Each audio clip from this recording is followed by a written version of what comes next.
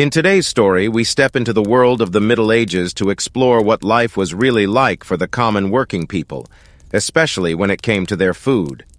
Life for most people at the time was physically exhausting and demanding. Many were serfs, living at the very bottom of society, bound to serve their local lord. They had to promise, often on a holy book, that they would work and obey in return for the right to live on the land. Farming shaped much of their lives. Certain tasks could only be done at specific times of the year, which meant that missing a season's work could lead to hunger later on. They had to work not only their own small plots, but also the land belonging to the church, and they did this without pay. That meant precious hours of labor were spent helping others, rather than providing food and security for their own families. The church held a strong influence over every part of life.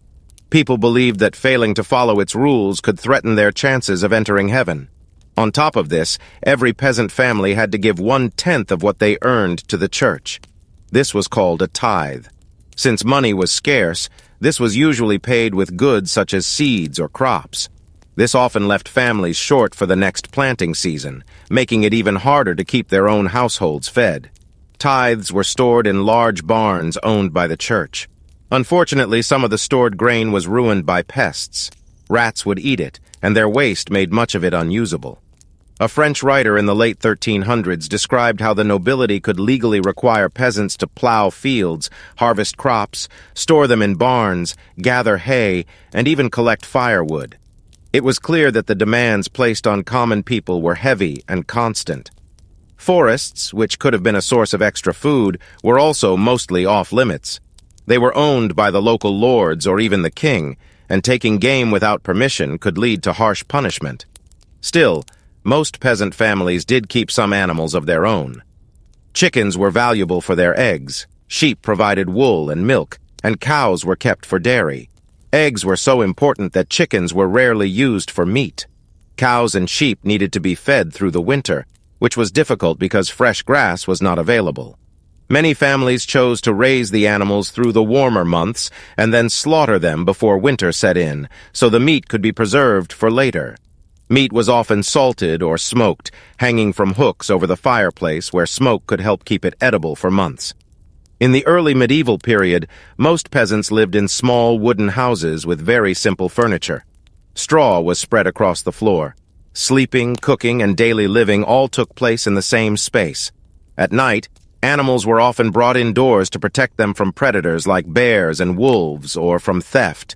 While this helped keep the animals safe, it made homes crowded and unhygienic. Animals were not trained to live indoors, and they carried insects such as fleas and mites. Beds were simple mattresses stuffed with straw, which attracted insects and other small pests. People themselves often dealt with lice. Homes had no running water or toilets. Waste was collected in buckets and either thrown into the street or carried to a nearby water source. Unfortunately, the same rivers or ponds used for waste disposal were also used for washing and sometimes for cooking. When it came to meat, beef was common among peasants, partly because the upper classes saw it as less refined compared to other meats. A cow that could no longer provide milk would be slaughtered, and every part was used. The hide became leather, and the bones could be made into tools or fasteners. Pigs were especially valuable since they could find their own food, even in the streets of towns. They were hardy enough to defend themselves against smaller predators. When a pig was slaughtered, nothing went to waste. Meat was preserved as bacon or ham for the winter, and other parts were used to make different dishes, including sausages. In towns and cities, not everyone had a kitchen, so many bought prepared food from street vendors. Beef and pork were used as fillings for pies, while in rural areas, sheep were kept for wool and milk. Once a sheep grew too old to be useful, it could be eaten. Hunting was tightly controlled after the Norman conquest in 1066. All large game belonged to the nobles, so catching animals like deer or wild boar without permission was dangerous. Rabbits and hares, however, were fair game and could be caught with snares. The nobility even began to raise rabbits in large pens called warrens for their meat. For most poor families in the early medieval period, meat was a rare treat. The bulk of their diet came from bread and cereals. In the 9th century, around 3/4 of a peasant's food came from grains like barley, oats, and rye. But after the Black Death in the mid-1300s reduced the population dramatically, food became more available. Even poorer families could afford more meat, at least for a time. The nobility, of course, had access to far stranger and more extravagant dishes. Old recipe books describe meals that included roasted swans and peacocks, hedgehogs prepared with sauce, and even animals served redressed in their skins and feathers for display. Spices, wine-based sauces, and unusual meats were all signs of wealth at the time. Fish also played an important role in the medieval diet. Streams and rivers could be fished if the local lord allowed it, and those who lived near the sea were free to catch their own. Inland waters were full of fish, and preservation was important. Salting or pickling helped keep fish edible, with herrings, mackerel, eels, and cod among the most common. Even lampreys, a kind of parasitic fish, were considered a delicacy in some places. Preserved fish was so common that sauces made with wine or vinegar were often used to make it more flavorful. Christianity shaped many eating habits. The Catholic Church, which held significant influence over all of Europe, set strict fasting rules. By the 10th century, fasting took place 3 days a week, on Wednesdays, Fridays, and Saturdays, and eating was only allowed after a set time in the day. Lent, the period leading up to Easter, was the most challenging. It lasted for weeks, during which no meat, milk, dairy products, or eggs could be eaten. For peasants with heavy physical work, Lent was a difficult time. They had to make do with salted fish and vegetables, often only eating once a day. On certain days, such as Ash Wednesday or Good Friday, no food was allowed at all. Only young children, the elderly, and a few others were excused from the fast. Bread was the foundation of the medieval diet for people of all social levels.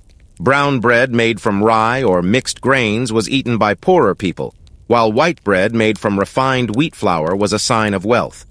The darker the bread, the lower your place in society was assumed to be. Producing fine white flour took more time and effort, making it more expensive. In colder, wetter regions like much of England, oats or barley were more common because wheat was harder to grow. Crop failures happened often, and poor harvests meant less grain to go around. To stretch their supplies, people sometimes made a rough bread called horse bread. This was made by mixing grain with peas, beans, or even acorns. It was edible but coarse and heavy, something you might eat only when there was no better choice. In larger towns, there was more variety. Alongside the darker breads, white bread and rolls could be bought, as well as a type called wastel, made with very fine flour. Wastel was more like a cake than bread, and would have been a rare treat for the poor. Around the year 1400, 3 or 4 small loaves could be bought for a penny. Bread was often used as more than just food, it was also a plate. Unleavened bread made without yeast was dense and hard, so it could be formed into flat pieces called trenches. At noble feasts, 3-day-old brown bread was sliced and hollowed out to hold meat and vegetables. Once soaked with juices and sauces, the bread could be eaten, or it might be given to the poor after the meal. Ale was another daily staple. People of all ages drank it, even children, although the younger ones usually had a weaker version called small ale. Ale was made from barley or other grains and flavored with herbs. Some versions were mixed with hot milk to make a drink called posset, while a more expensive version called braggot was made with honey and spices. Cider was created by soaking apples in water and letting them ferment, while mead, made from honey, was especially popular in places like medieval Ireland after beekeeping became more common.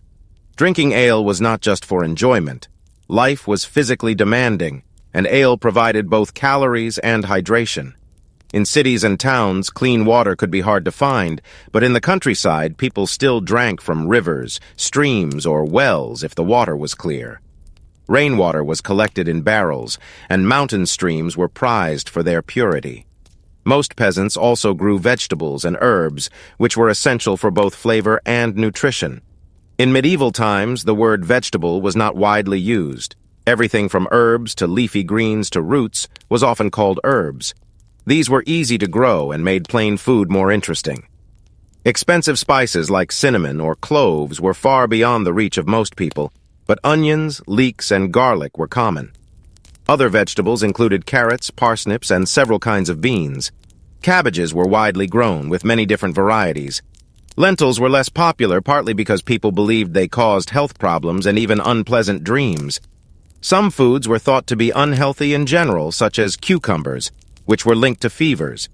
Raw vegetables and fruit were rarely eaten, as people believed they could cause illness. Instead, vegetables were usually boiled into stews or soups. Fruit was cooked, preserved in honey, or baked into pies.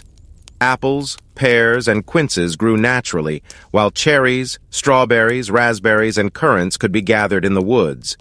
Quinces were especially valued because they could be made into marmalade or used to flavor meat dishes. Foraging was an important way to supplement the diet. Nuts, mushrooms, wild honey, and other edible plants could be collected from the countryside. In mountainous areas of Italy and France, chestnuts became a key part of the diet and could be ground into flour. One dish eaten by both rich and poor was pottage, a simple stew or soup made in a pot over the fire. It could be made with whatever was available: celery, cabbage, leeks, peas, or other vegetables, along with fresh herbs like rosemary, parsley, sage, or thyme. If there was meat, it would be added, but often it was just vegetables cooked in water or ale. Pottage for the nobility was thicker and richer, while the peasant version was usually thin and less filling. Fresh milk was not common for poor people, since it spoiled quickly. Instead, they drank buttermilk left over from making butter or the liquid from cheese making. Hard cheeses were more practical because they lasted longer. Workers often ate bread with cheese for a simple, filling meal. This mix of farming, foraging, and simple preservation methods gave peasants access to more variety than many people imagine today. While their lives were hard, their diets often included bread, dairy, vegetables, herbs, and occasionally meat or fish. It was not the constant bowl of thin gruel that some might picture, but a mix of modest, practical meals built around what was available and affordable. It is easy to imagine medieval peasants living on nothing but watery porridge or scraps, but in reality, their diets were more varied and resourceful. They made the most of what the land and seasons could offer, combining farming, fishing, foraging, and careful preservation to survive through the year. Salted or smoked meat could last through the winter months. Fish was a dependable option, especially during the many days when religious rules restricted the eating of meat. The church's calendar had a strong influence on eating habits, and people followed it closely. On fast days, which happened several times a week, meat, milk, eggs, and dairy products were not allowed. During Lent, this restriction lasted for weeks, making fish and vegetable dishes the main options. In coastal villages, the sea was a source of food without the need for permission from a landowner. Inland, rivers and lakes were rich with fish, though fishing rights often belonged to the local lord. Commonly eaten fish included herring, mackerel, eels, and cod. These were preserved by salting or pickling, and cod could also be dried into what was called stockfish. Sauces made from wine or vinegar, often flavored with herbs, were used to make preserved fish more appealing. The Catholic Church's influence meant that fasting was not just a matter of personal choice, but a community-wide practice. By the 10th century, fasting took place on specific days each week, and meals were delayed until the evening. This discipline was seen as a way to purify the body and mind. Despite these restrictions, people found ways to keep meals satisfying. Bread, vegetables, herbs, and fish provided the bulk of the diet on fasting days, and in times of abundance, dried or preserved fruit might be added for flavor. Honey was used as a natural sweetener, especially in places where sugar was rare and costly.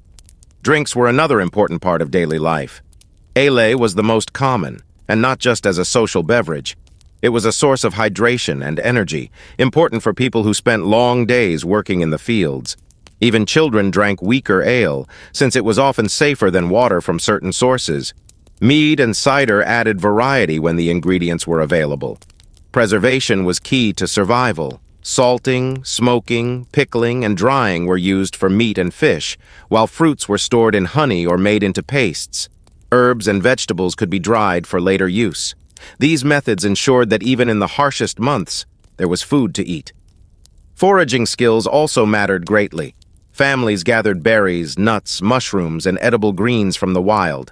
In some areas, chestnuts and acorns could be ground into flour for bread or added to pottage. These gathered foods were important supplements, especially in years when harvests failed. Meals were usually prepared in a single pot over the hearth. This made cooking simpler and required fewer ingredients. A peasant's pottage might contain vegetables, grains, and a few herbs, while wealthier households could afford thicker, richer versions with meat, spices, and fine flour. Cheese and dairy, though less common than bread, were important sources of protein and could be stored longer than fresh milk. Hard cheeses were more durable and traveled well, making them a regular part of workers' meals. Seasonal changes strongly shaped what was eaten.